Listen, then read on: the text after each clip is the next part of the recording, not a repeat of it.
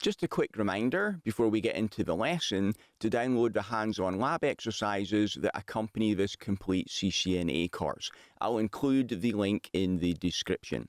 Also remember to subscribe and hit the notifications bell so you don't miss any of the lessons in the course. Okay, let's get into it.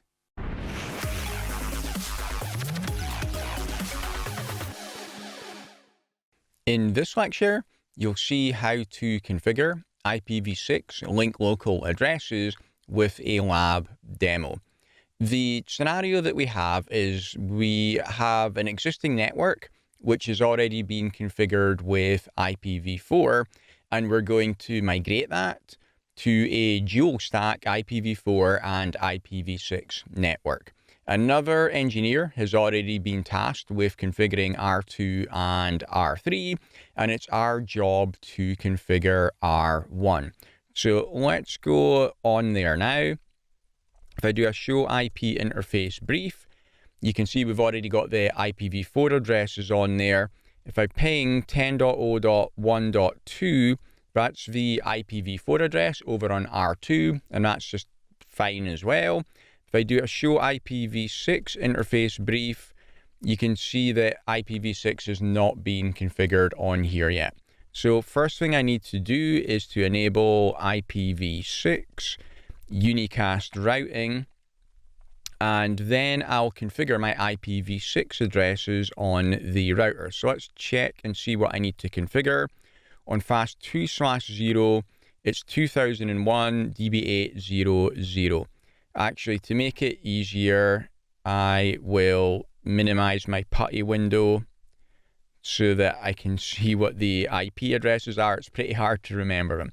So I'll go to interface fast 2/0 and give it IPv6 address 2001 db8:0:0:1.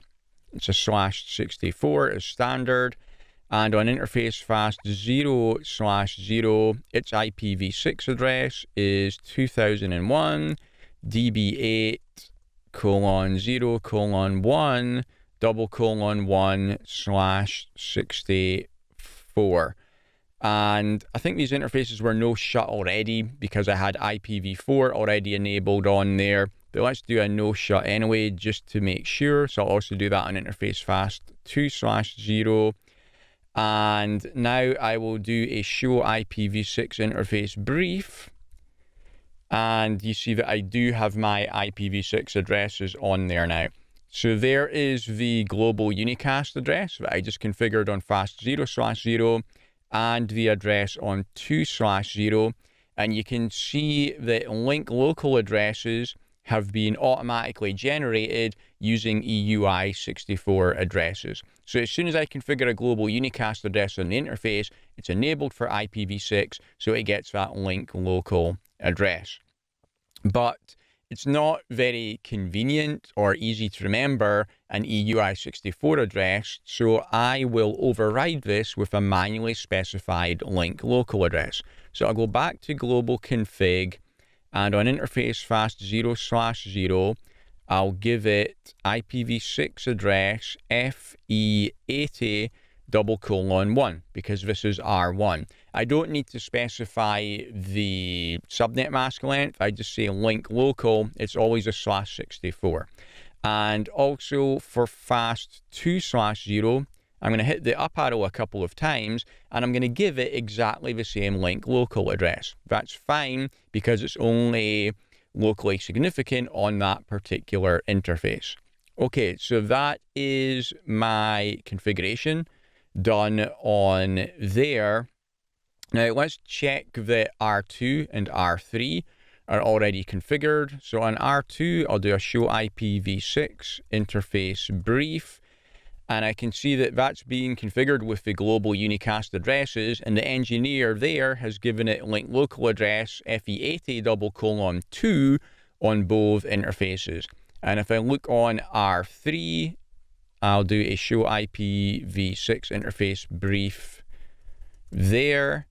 I can see the same thing. It's been configured with the global unicast addresses, and we're using FE80:3 for the link local. So if I go on to R1, I will be able to ping R2. Let's just check that connectivity is working okay with our global unicast address. So I'll ping 2001:0:0:1:2 for R2, and that is working just fine. Now if I ping it on its link local address, so I'll ping FE80:2. And what's going to happen now is the router asks me which is the output interface, because the link local address beginning with FE80 is on fast0/0 and fast2/0 as well, so the router doesn't know which interface to send the traffic out of. You don't have this problem when you send to a global unicast address. For example, when I sent to 2001:DB8:01:2, the router knows, well, that is reachable out interface fast0/0, so it sends it out there. But with the link local, all the interfaces are configured with the same prefix, so the router doesn't know which interface to send traffic out of. So in this case, we're sending this towards R2, so the output interface is fast Ethernet 0/0, and I can see that that works just fine. But if I try to ping R3 on its link local address, well, R1 is not directly connected to it. So if I say ping FE80:3, which is a link local interface on R3, and send it out interface fast Ethernet 0/0, which points towards R3, this is going to fail. R2 does not forward that packet on, it's only valid on the local interface. Okay, so that was link local addresses. In the next lecture, you'll learn about SLAC, Stateless Address Auto Configuration. Thanks for watching. If you'd like to get the complete course ad-free right now, then you can enroll in my CCNA Gold Bootcamp by clicking the link above my head or in the description. It also includes full study notes, quizzes, and 150 pages of additional troubleshooting labs you can't find anywhere else.